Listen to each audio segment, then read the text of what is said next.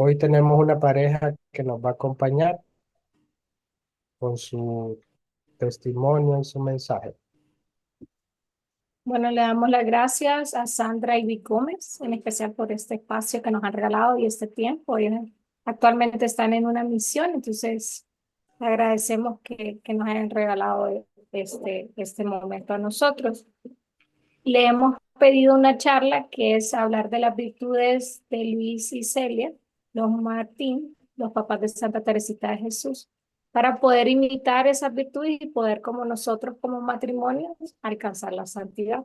Entonces, presentarlos un poquito. Ellos son una pareja que ama trabajar por los matrimonios y ellos quieren que descubramos lo que pudieron conocer a través de sus años de casados, el amor nuevo en el vino nuevo. Entonces ellos se han ido preparando, son speakers de teología del cuerpo con estudios en Tobet y en el Instituto Pontificio Teológico Juan Pablo II en matrimonio y familia en la Universidad de Anahuac. Como misioneros han recorrido varios países llevando enseñanzas que propone San Juan Pablo II en la teología del cuerpo, del cual surge la espiritualidad conyugal como camino de santidad propio para las personas casadas.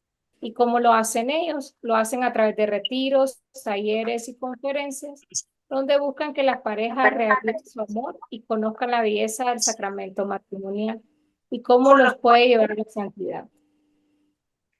Además, también tienen 9 años de haber recibido en el santuario de Lisieux las reliquias peregrinas de primer grado de los primeros esposos santos en la Iglesia Católica, que son Luis y Celia Martín, papás de Santa Teresita del Niño Jesús.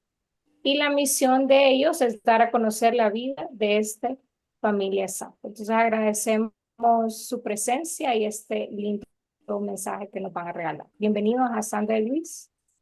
Aquí disculpen que estamos a la luz de las velas. No, no te preocupes. Muy bien, muchas gracias a todos los que hoy se conectan. Muchas gracias por esta invitación que nos hacen con tanto amor. Estamos muy alegres de poder compartir con ustedes esta noche. Bueno, bienvenidos a todos. Entonces, efectivamente estamos, como lo dijeron en la presentación, en una misión. Nos encontramos por aquí en el estado de Luisiana, en Estados Unidos, y sacamos este tiempito para contar un poco la historia o parte de la vida de los santos esposos Luis y Celia Martín, los primeros santos esposos canonizados juntos por virtud del matrimonio y pues que son modelo hoy en día para nosotros sobre el tema de la espiritualidad conyugal, la espiritualidad propia para las personas casadas.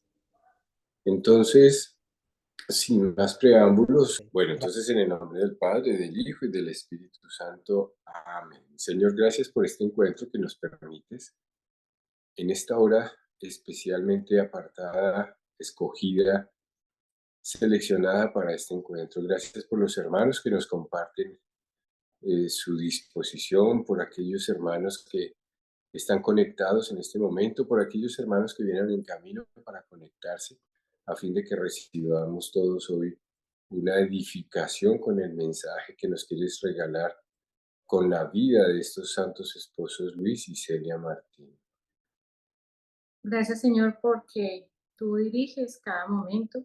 Te pedimos que seas tú, a través de tu Santo Espíritu, tomando nuestra boca, nuestras palabras, nuestro corazón, nuestros oídos, para que este mensaje pueda llegar a nosotros, a todos los que escuchamos lo que tú quieres decirnos en esta noche. Y que esta bella pareja, los santos esposos Luis y Celia, intercedan por todos nosotros en esta noche. Gloria al Padre, al Hijo y al Espíritu Santo. Como era en el principio, ahora y siempre, por los siglos de los siglos. Amén. San Juan Pablo II, Ruega por nosotros. santos esposos Luis y Celia Martín, Rueguen por nosotros. en el nombre del Padre, del Hijo y del Espíritu Santo. Amén. Bueno, muy bien, entonces, Luis Martín es hijo de un militar. Él creció en una familia muy católica, nace en 1823 y en Francia, por la región de Bordeaux o Burdeos, y crece en una familia muy católica, un padre y una madre que asistían a la Eucaristía regularmente. El padre particularmente era muy piadoso y él crece en, en este ambiente de espiritualidad. Comienza asistiendo a la Eucaristía muy joven y le nace la vocación o el deseo, por lo menos, de vivir a Dios de una manera entregada. Es así como ya cumplida la mayoría de edad, decide presentarse a un monasterio que había en la montaña, un monasterio perteneciente a la comunidad del Gran San Bernardo, para que empiece allí sus actividades como religioso, como monje, pero desafortunadamente no lo aceptan porque no sabía el latín, no conocía ni hablaba ni escribía el latín, y para la época, estamos hablando de comienzos del siglo XIX, todos los religiosos deberían dominar este idioma, pues es el idioma oficial de la iglesia. Él se regresa a su casa un poco triste, pero contrata a un profesor para que le enseñe el latín, y al cabo de 6 meses se da cuenta que definitivamente el idioma latín le dificulta bastante aprenderlo y desiste de la idea de ser religioso, por lo que más bien opta por asumir una actividad comercial con la cual ganarse la vida. Y entonces le llama la atención la actividad de la relojería. Él hace unos estudios de relojería en París, pero era una relojería que para la época son de esos relojes que son incrustados sobre estructuras de madera y que los colocan siempre o la mayoría de las veces encima de las chimeneas o de las cómodas de las casas. Y entonces él logra aprender este oficio y decide también ir a Suiza a especializarse en este arte, y allí obtiene ya el reconocimiento de su marca Relojes Luis Martín y trabaja dedicado a su relojería. Le gustaba muchísimo esta actividad porque como él era de un temperamento apacible, era muy dado a la oración, era muy dado a los momentos de retiro y de silencio. Entonces la relojería le producía o le generaba o le permitía este ambiente para que él pudiera realizar su actividad comercial en un ambiente de oración. Eh, Acostumbraba a retirarse en la montaña los fines de semana, adquirió un terreno en el cual construyó una cabaña y allí llevó una virgen, una imagen de una virgen de Nuestra Señora de las Victorias, era la imagen que tenía allí en esta cabaña. Una imagen con la cual él se dedicaba a hacer lecturas espirituales, retirado el fin de semana, solo lecturas espirituales, hacer el rosario, a hacer sus oraciones, a hacer sus meditaciones, y allí, en presencia de esta imagen, pues él disfrutaba de ese encuentro tranquilo que su vida le había permitido, porque ese era el temperamento de Luis. Bueno, Celia nace en una familia en donde está compuesta por 3 hermanos, que es ella, su hermano Isidoro y su hermana María Dosité, que es religiosa visitanina tiempo después. Celia nace el 23 de diciembre de 1831. Es una mujer muy sensible. Nace en un hogar, tal vez diríamos en este tiempo, un hogar muy conflictivo porque su mamá era demasiado fuerte de carácter. Entonces, ella cuenta en una de sus cartas, yo no tuve abrazos de pequeña, no tuve esos consuelos que una mamá da a una hija en su etapa de crecimiento. Pero sin embargo, ella amaba a su mamá y oraba mucho por ella. Entendía que su mamá era una mujer de fuerte carácter por su crianza igualmente, porque sus abuelos eran militares, eran fuertes, entonces tenían como esa forma de educar a sus hijos.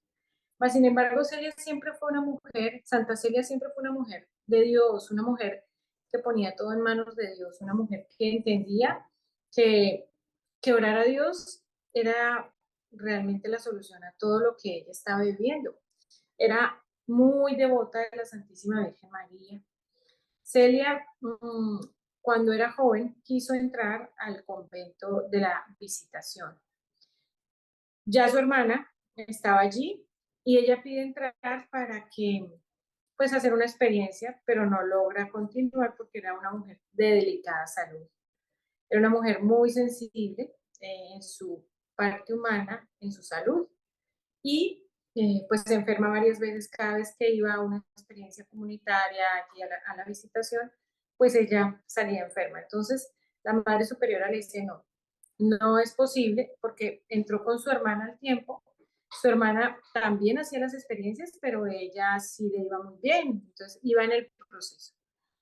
En cambio, Celia no. Celia, la Madre Superiora, le dice, no, mira, no es apta para estar con nosotras. Entonces Celia se devuelve a su casa triste, porque ella quería ser religiosa, pero se pone a orar y hace una novena a la Santísima Virgen María. En esa novena, porque ella dice, bueno, no voy a ser religiosa, ¿qué quiere Dios de mí? Entonces ella hace una novena a la Virgen María, donde le regala en el corazón que ella puede hacer eh, como enseñar bordado, porque le gustaba mucho el bordado y había aprendido algo más sofisticado en ese tiempo, que era el punto de Alençon. Entonces, la Santísima Virgen María le hace sentir que haga un taller en su casa para enseñar esto y para que pudieran solventar la parte económica de su familia, que era bastante mm, quebrada todo el tiempo. Entonces había momentos donde montaban alguna tienda, algún lugar, y su mamá por el carácter no duraba con las cosas que se hacía de negocios en su casa. Entonces la situación económica siempre era compleja para ellos. Pero cuando Santa Celia siente, después de la novena a la Virgen, que ella puede hacer eso, ella hace su taller de modestería, de bordado, del punto de Alençon, con su mamá y su hermana que está en proceso de irse al convento. Ella hace su taller, empieza a enseñar este punto de Alençon y pues recibe una medalla de plata, una condecoración, porque es algo maravilloso lo que ella borda y es muy famosa en toda Francia por su bordado de punto de Alençon. Entonces, estando en este taller, ya su hermana se va para el convento, es aceptada definitivamente el convento de la Visitación de Cannes y ella entra allí. María Osité, entonces queda solamente Celia, Santa Celia y su mamá encargadas como del taller. Tiempo después su mamá queda viuda y pues muy triste y aún sigue ella con su taller. Pero en ese momento pasa algo inesperado y bellísimo en la vida de Luis y de Celia, porque en ese momento Celia, pues para la época una mujer que pasara los años y no se casara era muy difícil. Entonces ella empieza a hacer una novena a la Virgen Inmaculada Concepción. Cuando llega a las vísperas de la fiesta, ella va a la iglesia a completar su novena, pasando por un puente, la ciudad donde ellos viven, el pueblo se llama el Alençon, es en Francia, y pues de ir a la iglesia era muy cerca de su casa. Entonces ella va caminando, pasa el puente de Alençon, un puente que hay para llegar a la iglesia, y por la otra acera viene un hombre bajando del puente, a pie también, y ella siente en su corazón que Dios le da una emoción interior donde le dice, este es el hombre que he preparado para ti toda la vida. Pero ella mira al hombre, pero agacha su mirada, pero dice, no entiendo lo que está pasando aquí. ¿Qué es lo que me quieres decir? Ella queda sorprendida. Era el último día de la novena. Y era el último día donde ella le estaba pidiendo a la Virgen y yo no quiero quedarme sola, yo quiero tener un compañero, pero no sabía cómo encontrarlo, porque era una mujer de ese tiempo muy recatada, muy guardada, muy en su taller, muy con las personas que ella le enseñaba el punto de Alençon. Y pasa esta manifestación hermosa que la cuentan en los libros bellísimo y ella a su vez también se la escribe a la hermana y le dice, mira lo que me está pasando. Eh, Llega a la iglesia, da gracias a Dios y vive su fiesta de la Virgen y le dice, bueno, madre, aquí estoy para que tú me conduzcas por el camino que quieres. Si quieres que yo sea casada, si quieres, mándame ese hombre que me acabas de hacer sentir que es el que pasó en el puente. Pero ella olvida el acontecimiento y se devuelve a su taller y tiempo después de ese encuentro en ese puente con Luis Martin, eh, ella recibe una alumna en su taller, porque ella entonces decide enseñarle a otras mujeres este punto de Alençon, y ella recibe una alumna que es justamente la mamá de Luis. La mamá de Luis llega al taller a recibir pues sus clases de punto de Alençon, y ahí es cuando la mamá de Celia se da cuenta de que Celia está como muy sola, que ella está deseando buscar un esposo y comparte con la mamá de Luis. Es muy curioso que las dos mamás empiezan a hablar de sus dos hijos que están en una edad, Luis ya era muy mayor, para el tiempo era mayor que Celia, y ella pues no había encontrado como ese camino. Entonces las dos mamás se ponen de acuerdo y le pide, la mamá de Luis le dice a Luis, mira, llévame al taller, ayúdame a llevar estos hilos, voy a ir a mi clase, acompáñame, necesito que me acompañes. Y la mamá de Celia, a su vez, cuando llega la mamá de Luis, ella no sale a abrir, sino manda a Celia a abrir la puerta del taller. Y ahí es cuando ellos se presentan y empiezan una bella y linda relación de un amor, de una, de una gracia, porque había tal manifestación en ellos del deseo de servir a Dios, pero el deseo también buscar esa vocación. Cuando se conocen Luis y Celia, eh, en ese taller de bordado, transcurren 3 meses y se casan.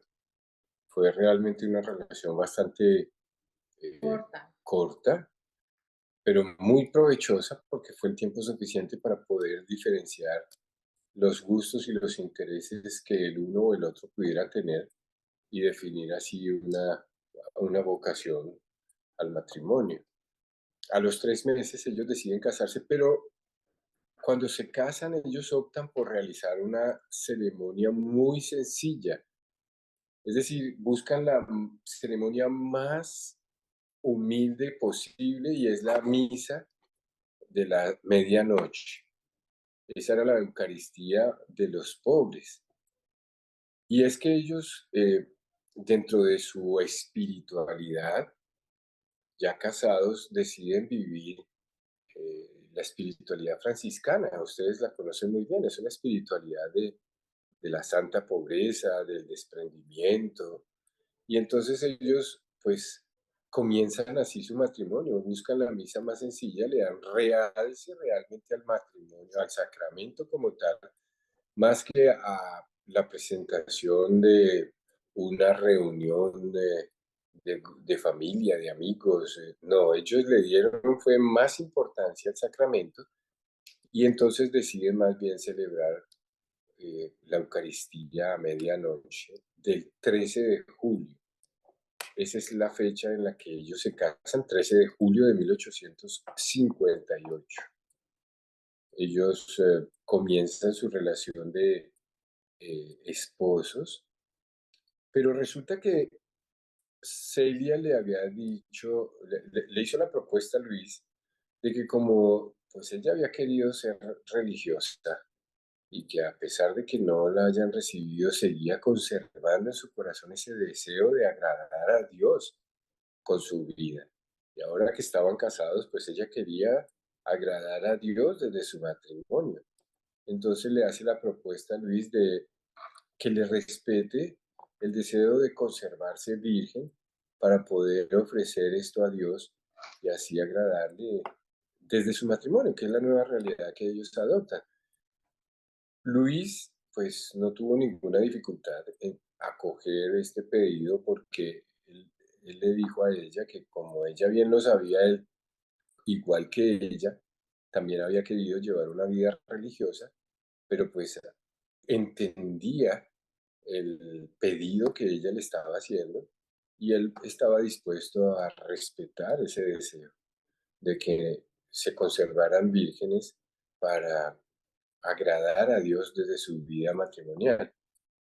Pero transcurridos 11 meses del matrimonio, en una de las direcciones espirituales que el sacerdote párroco del pueblo de Alençon le realizaba a Luis, este descubre que pues Luis y Celia llevan una relación virginal, una relación donde no hay relación conyugal, una relación donde pues realmente no se ha llegado a consumar el sacramento matrimonial.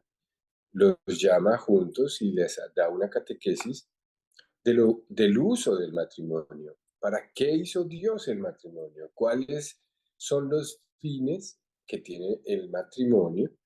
Y en ese orden de ideas, pues, ¿cuál es el papel o el rol que juega cada uno de ellos dentro de este matrimonio?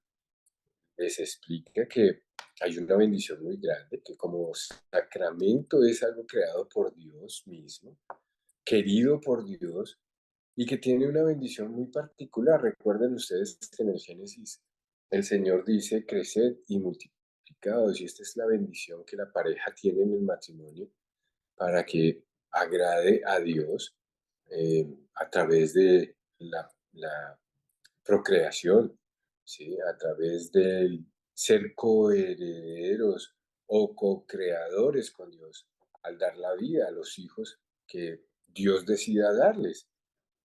Ellos entienden la catequesis que el sacerdote les da y entonces comienzan a hacer su tarea muy juiciosos y tuvieron 9 hijos, 7 mujeres y 2 hombres.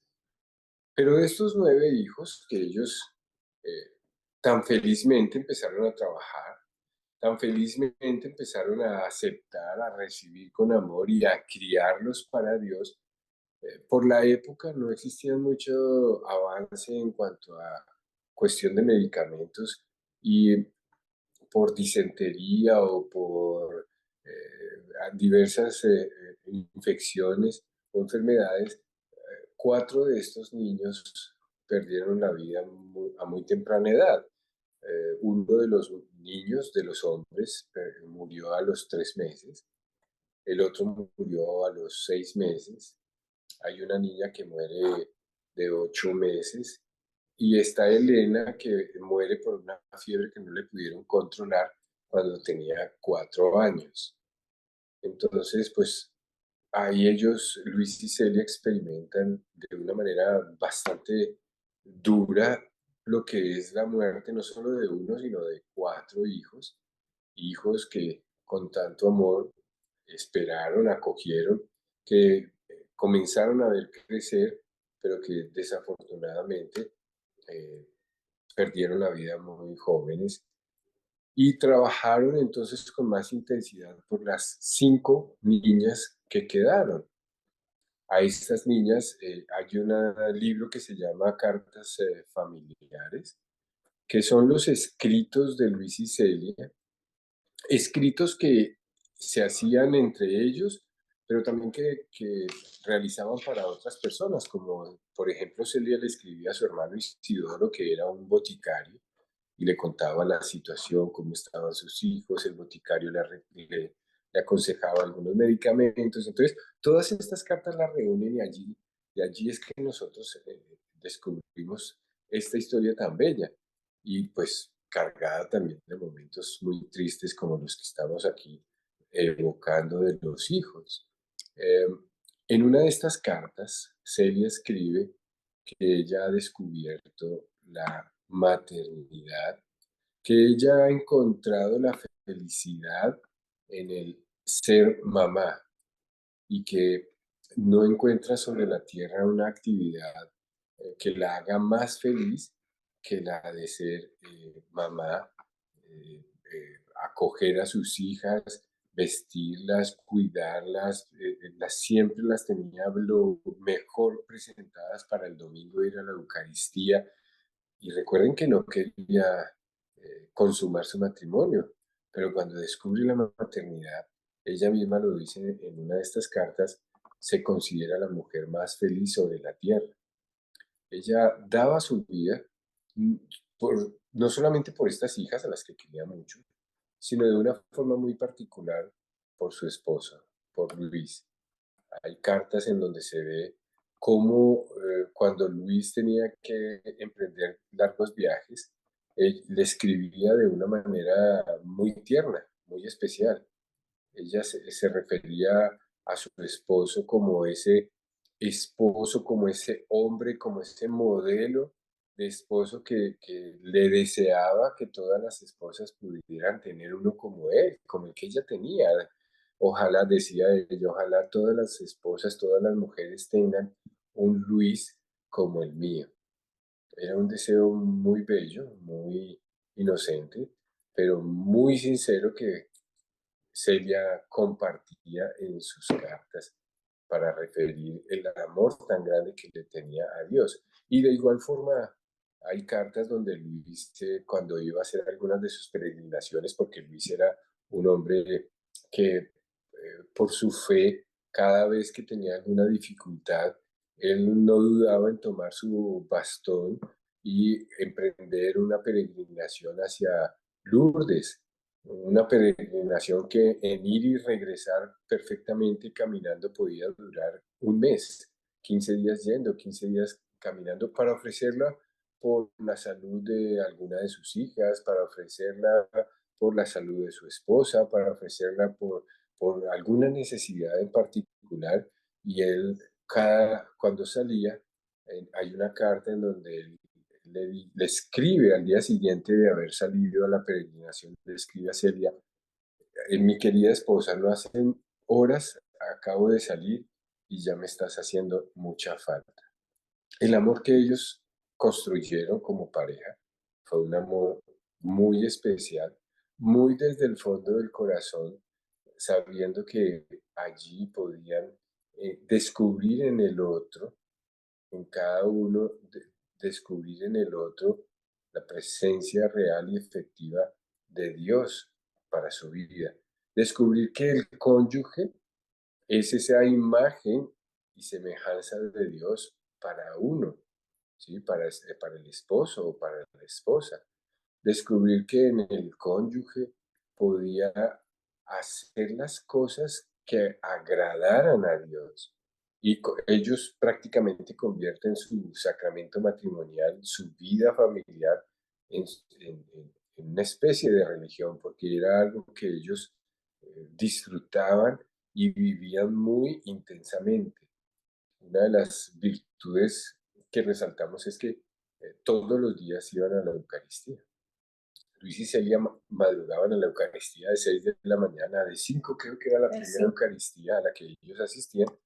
A las 5 de la mañana estaban los dos allí en la Eucaristía y terminaba esta y cuando podían se quedaban a las 6 de la mañana y ellos vivían el cielo en la tierra.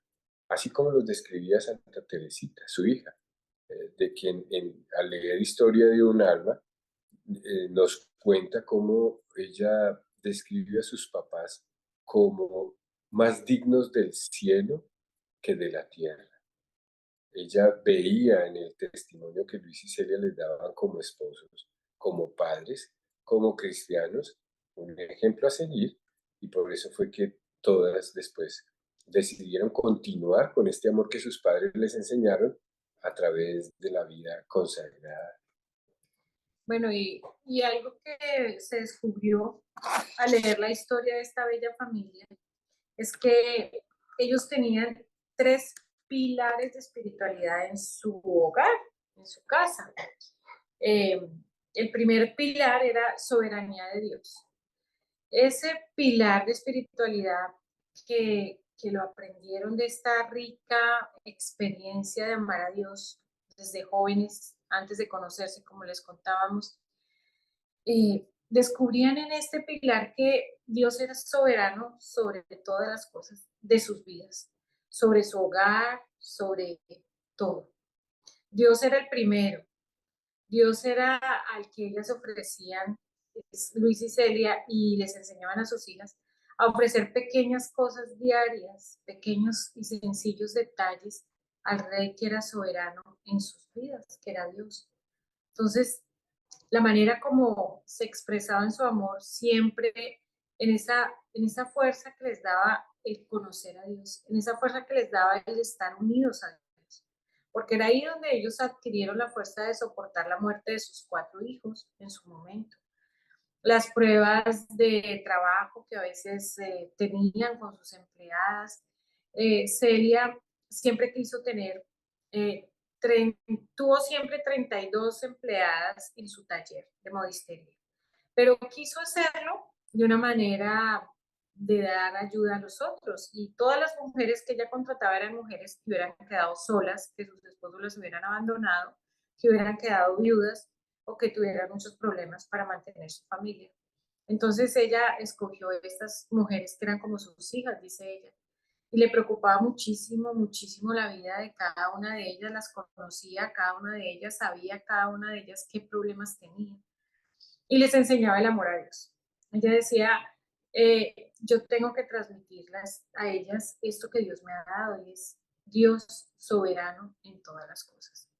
El segundo pilar de espiritualidad es fe en su providencia.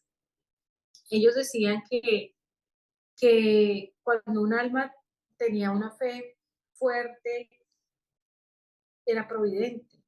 Dios era providente. En esta fe hermosa, tan providente que ellos veían, enseñaron a sus hijas a que la providencia de Dios está en todas partes, porque es en Él que creemos, y en Él nos gozamos, y en Él vivimos, y con Él caminamos. Y así como Él, en esa fe, la providencia llegaba a ese hogar. La providencia no solamente en cosas materiales, sino también para otros, para ellos mismos, esa providencia de Dios convertida en el amor, esa providencia de Dios convertida en lo sencillo, en lo humano, en lo sensible, en el amor al pobre, en el amor a los otros. Claro, ellos tenían dificultades, como todos, limitaciones, limitaciones a veces en el carácter. Celia, por ser una mamá, venir de una familia así, aunque era muy dulce, ella no le gustaba mucho ir a las fiestas que la invitaban o a los lugares de la sociedad. Ella prefería guardarse en su casa con sus hijas. Luis más bien sí tenía un grupo de amigos donde él iba y compartía, grupos cristianos donde compartía cosas de Dios. Entonces a veces Luis decía, no quiero ir porque Celia no va, pero respetaba su deseo de estarse en su casa porque ella era más guardada en su corazón. Entonces, ese pilar de espiritualidad, fe en su providencia, lo vivieron entendiendo que Dios hacía las cosas providentes en cada momento de sus vidas.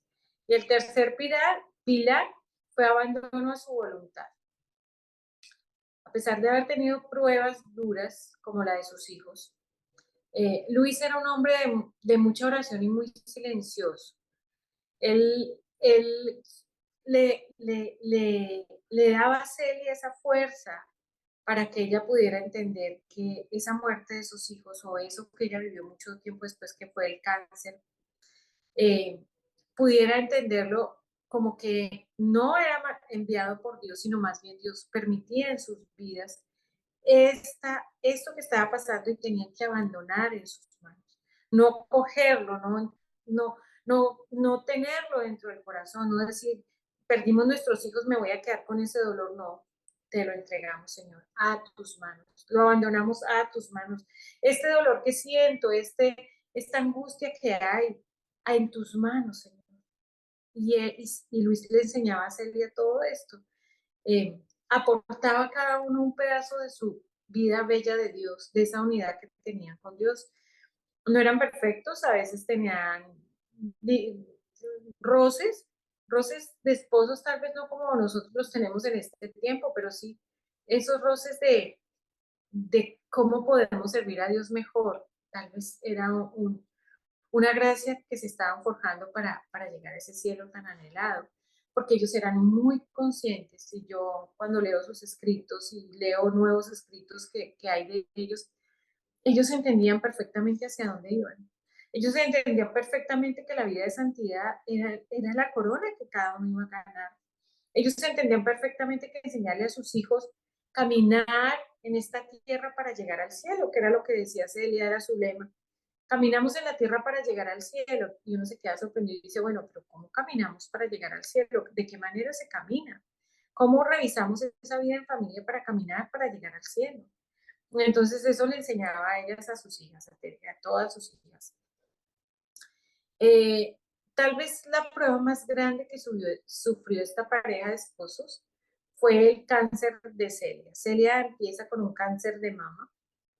Ella venía muy débil de salud desde mucho tiempo antes, pero se descubre que tiene un cáncer y para la época no había mucha medicina para eso. Si la vida era de muy poca probabilidad que sirviera para eso. Y ella empieza con su cáncer en silencio. Ella ofrecía todos los días a Dios su dolor por sus hijas. Era una mujer que se entregaba a la vida de Dios en los momentos más difíciles, y sobre todo que después de que le descubren el cáncer, ella empieza a ir a la misa de las 3 misas de la mañana, que eran las 5, 6 y 7 de la mañana, y cuenta en sus escritos, es que si no fuera por eso, si no fuera por esa fuerza que me da Dios para volver a mi casa, a trabajar, a no dejar mis empleadas sin trabajo, a estar pendiente de mis hijas, si no fuera por la fuente en la que recogía su fuerza, que era el mismo Dios en la Eucaristía, ella no podría, y lo dice varias veces en sus escritos. Tengo la fuente, y de la fuente no me voy a soltar. Y en esa fuente podemos estar, porque todo lo podemos pasar, todo lo podemos alcanzar y todos podemos llegar al cielo. Entonces, les enseñaban a sus hijos, a sus hijas esa belleza, esa compañía de Dios, en una vida absolutamente normal. Pero esa vida normal se convertía en una vida extraordinaria, una vida ordinaria, como es la vida de una familia que trabaja, que come, que pasea, que camina, que estudia. En todas esas áreas se convertía en una vida extraordinaria porque le daban un retoque de Dios muy hermoso.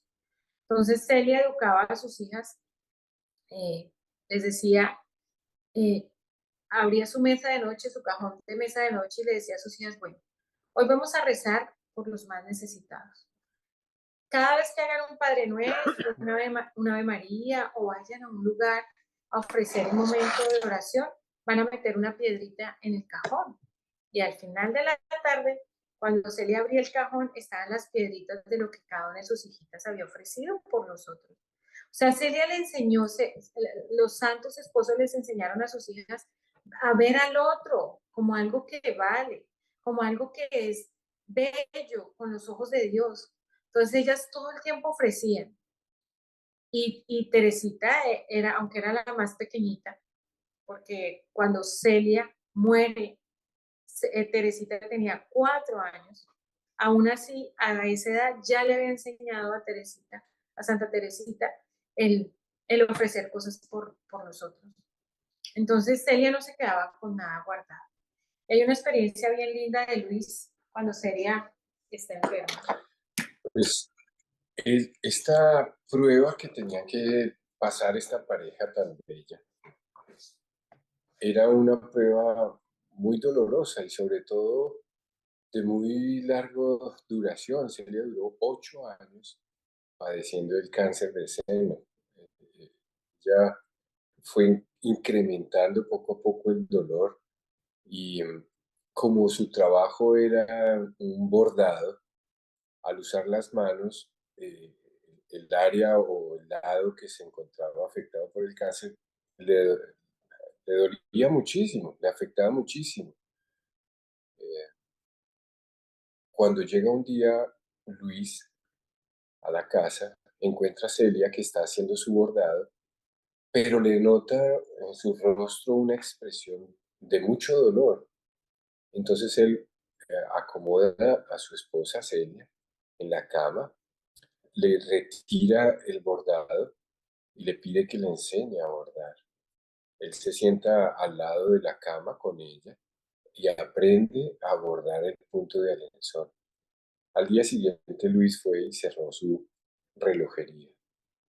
Él puso por encima de su interés, él puso por encima de sus gustos, de sus afectos, la solidaridad o el amor, más bien, que experimentaba por su esposa. Y para él, más válido que tener una relojería de marca era poder compartir con su esposa esos momentos en donde ella lo necesitaba. Y renunció a lo que él quería, a lo que él había construido, a su trabajo, a su relojería, por estar con Celia y acompañarla y animarla. Y estuvo con ella hasta el último día, un día muy trágico porque pues Luis amaba muchísimo a su esposa y él vive más tiempo después de viudo que lo que vivió de casado con Celia. A la muerte, al proceso de beatificación de estos santos esposos, al hacer la exhumación de los cuerpos, descubre que el dolor que Celia experimentó debió ser muy fuerte, porque el cáncer hizo metástasis y se irradió por toda el área que le afectaba el seno hasta el brazo. Todo lo que es la parte de las costillas, de la caja torácica y la parte del hombro y el brazo derechos estaban, se notaban en la exhumación que estaban bastante afectados, entonces se podía ver que sufrió muchísimo. Sin embargo, pues Luis sabe que tiene sus 5 hijas con las que tiene que vivir y con el trabajo que ellos habían hecho, habían logrado una fortuna, cierta fortuna, pero como eran, recuerden ustedes que eran pertenecientes a la orden franciscana laica, ellos vivían el desprendimiento. Entonces, no fueron una pareja que se hubiera dedicado a vivir en lujos o comodidades, ¿no? Ellos trabajaban para su familia, trabajaban para poder ayudar a los pobres.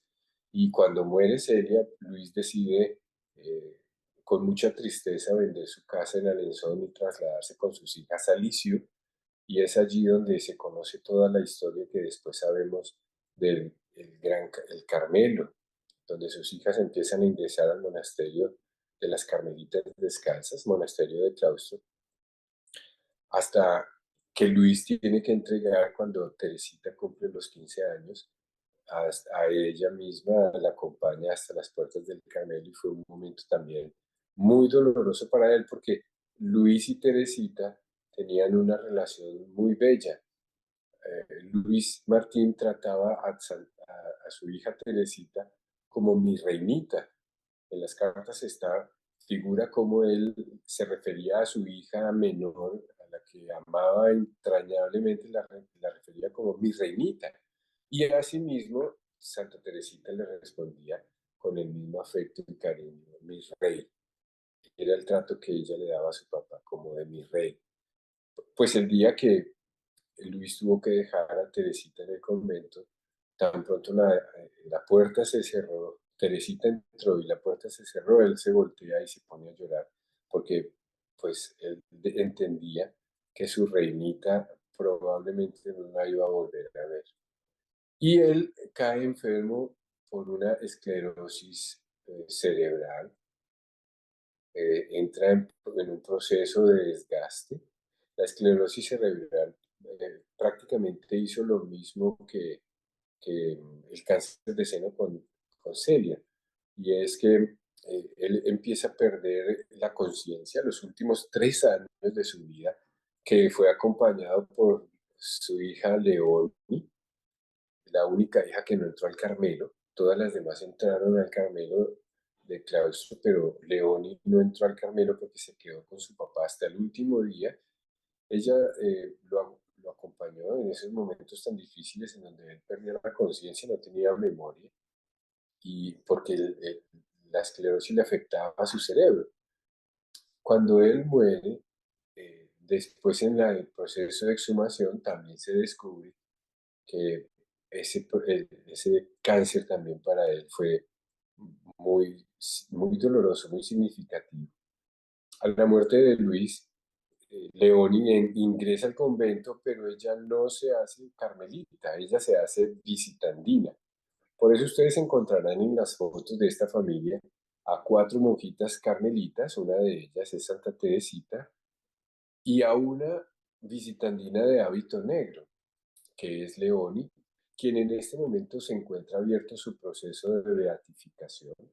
Lo más probable, la esperanza que tenemos es que este año o a más tardar el año entrante tengamos como beata, como nueva beata, como un ejemplo más de santidad en esta familia, a Leoni, quien nos ha dejado un legado de escritos, de cartas también muy importante, que se publicarán en su momento. Todo eso forma parte del proceso que en este momento se está llevando a cabo para que sea una más de esta familia la que logre los altares. Finalmente, Luis y Celia llevaron una vida de esposos desde la espiritualidad conyugal. Es decir, las virtudes que ellos como esposos hayan podido desarrollar hasta llevarlos a la santidad, porque ellos son canonizados, es como decíamos inicialmente, por virtud de su matrimonio. Es decir, por haber ejercitado, practicado y vivido todas las virtudes propias de la vida cristiana en el matrimonio, dentro del sacramento matrimonial. Y pues estas virtudes nacen todas ellas del fuego del amor mismo que el sacramento da. Recuerden ustedes que el sacramento es la presencia real y efectiva de Dios en el sacramento. Y en el sacramento matrimonial esta presencia es palpable en la relación de los esposos. Es algo que se puede experimentar de una manera muy intensa y pues que ellos vivieron en profundidad.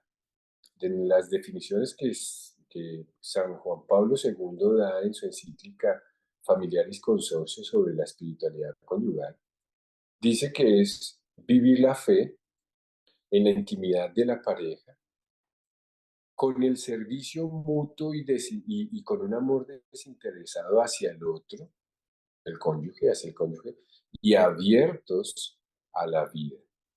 Estos elementos los vivieron estos santos esposos, porque ellos entendieron lo que era su relación de amor humano, su relación de pareja, en un plano espiritual, es decir, en un plano donde Dios siempre estuvo presente para ellos.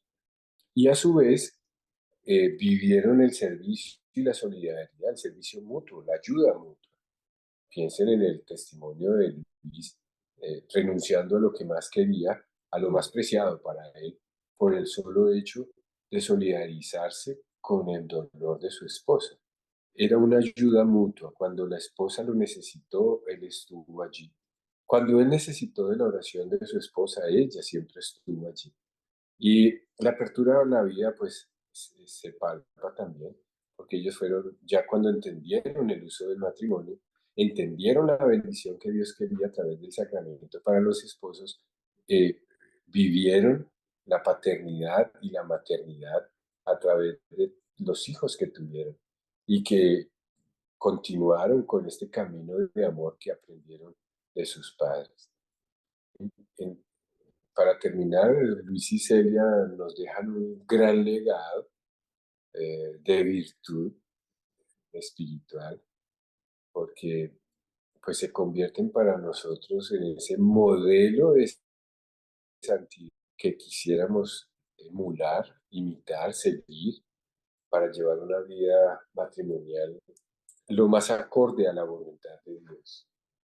Bueno, de todas maneras, esto ha sido muy cortico el tiempo, ya se nos terminó, pero pues si hay alguna inquietud o alguna cosa que alguien quiera preguntar, o los que están dirigiendo este momento, esta charla, eh, nos digan qué más quieren que les compartamos.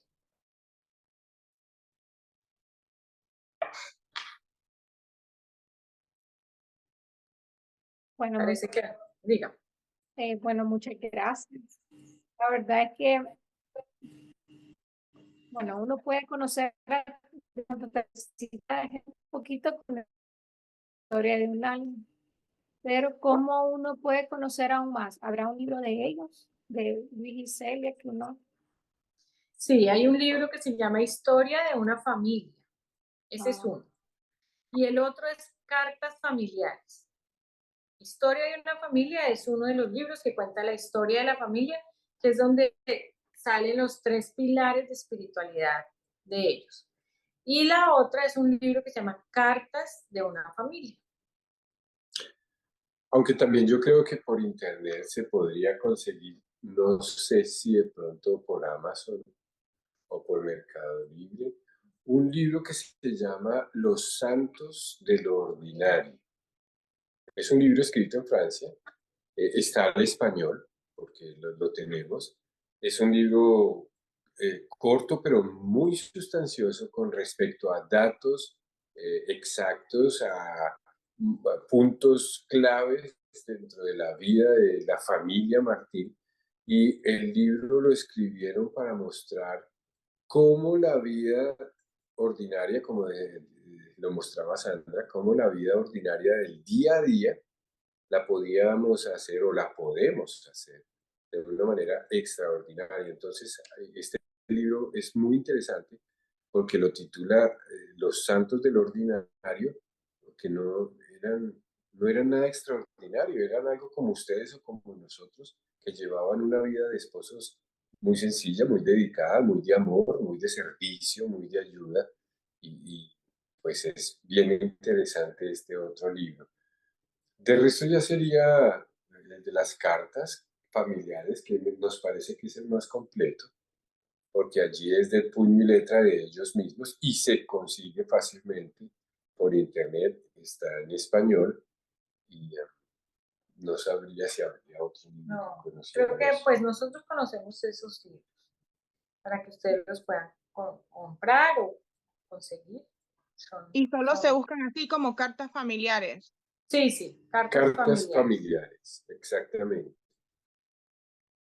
Sin Voy a embargo, mirar si hay. nosotros tenemos una página en Facebook que se llama Espiritualidad Conyugal y allí publicamos con cierta periodicidad algunas de las catequesis de Juan Pablo II sobre la teología del cuerpo y algunas de las cartas de estos santos esposos.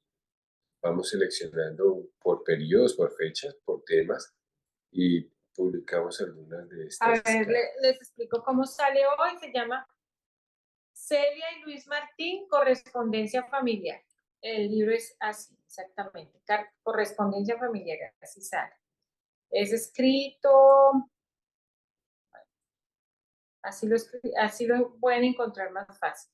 Correspondencia, Celia y Luis Martín, correspondencia familiar. familiar, exacto. Son 279, si mal no estoy, 279 cartas que recopilaron en este documento para descubrir esta vida maravillosa. Realmente es apasionante leer estas cartas.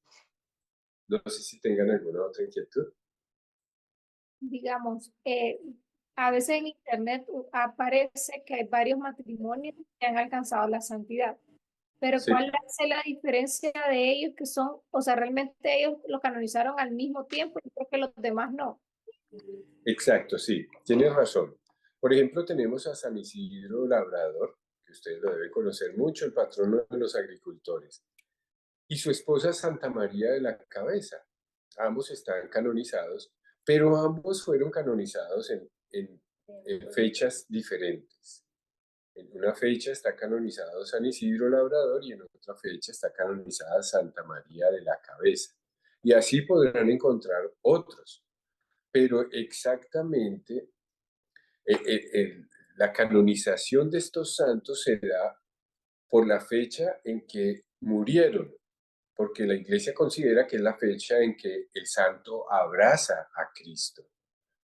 Pero cuando le preguntaron al Papa Juan Pablo II que cómo cómo iban a hacer allí, porque Celia murió primero y 19 años después, en otra fecha, murió Luis. El Papa, muy complacido, dijo: a los esposos se les va a reconocer su canonización en la fecha del matrimonio, porque es la fecha en la que los esposos abrazan a Cristo. Entonces, la virtud de Luis y Celia es que son los primeros esposos en la iglesia que son canonizados por su fecha de matrimonio. Los otros, y por virtud del matrimonio, es decir, mostrándonos como camino de santidad del matrimonio. En cambio, los otros fueron canonizados por sus virtudes individuales. Gracias. ¿Alguna otra inquietud? Bastante interesante. No sé si alguien más. Bueno, de todas maneras, muchas gracias por la invitación, por compartir esta horita con nosotros. Y bueno, esperamos que en su apostolado el Señor les bendiga y puedan trabajar con estas parejas que tienen alrededor de ustedes con ese fervor y amor, porque la familia y las parejas es lo más importante. San Juan Pablo II decía, mire, las familias, hay que rescatar la familia, hay que rescatar toda esa belleza y bondad de estar en pareja, de estar en familia, de estar en Dios con ellos. Le preguntaron a Juan Pablo II que cuál de los 7 sacramentos era el más importante en la iglesia. Y él respondió sin titubeo alguno que el matrimonio. Y hay una anécdota con respecto a la elección del Papa Juan XXIII, el Papa Bueno, llamado el Papa Bueno, que cuando a él lo eligen Papa, le colocan la mitra, le dan el báculo y le colocan el anillo del pescador. El anillo del pescador es un anillo grande que identifica al Papa. El que es electo Papa porta este anillo que se conoce como el anillo del pescador. Entonces él, muy contento, al día siguiente se fue donde la mamá y le dijo: mamá, miren, soy Papa, la iglesia me ha elegido Papa, el Espíritu Santo me ha elegido Papa. Y eso lo muestra este anillo que porto, que es el anillo del pescador. Y la mamá, una señora ya de avanzada edad, una abuelita, le dice: sí, mijito, lo felicito, pero tú no hubieras alcanzado ese anillo si no es por virtud de esta alianza. La importancia de que en los matrimonios sean rescatados, restaurados para Dios y rescatados para su misión sacramental, radica en que allí están las vocaciones que necesitamos tanto en estos tiempos para la iglesia. Tenemos que hacer un trabajo muy fuerte por recuperar nuestros matrimonios, nuestras familias, y pues bienvenidos a esta unión a través de la oración. Nos alegra mucho que tengan esta inquietud. Cuenten con nosotros para sus actividades, lo que les podamos colaborar con muchísimo gusto.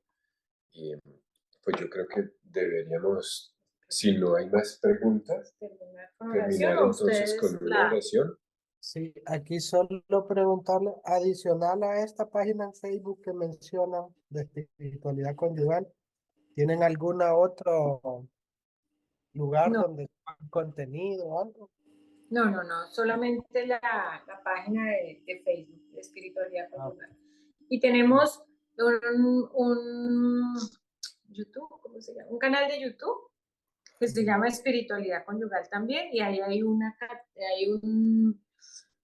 unos temas sobre espiritualidad conyugal. Ok.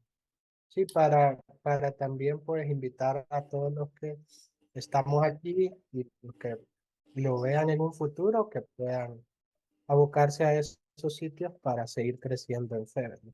Sí, sí, Tanto, sí. pues Claro que sí. agradecemos también su tiempo, su disposición para compartir con nosotros. Realmente que esta figura de este matrimonio, a mí en lo particular me gustó mucho. Yo no la conocía, pero me gusta ver cómo eh, Dios muestra a través de ellos la finalidad del matrimonio, ¿verdad? En el sentido de los beneficios de acoger esa vocación. Porque cualquiera hubiera pensado que hubiera sido mejor que él se hiciera sacerdote y ella monja.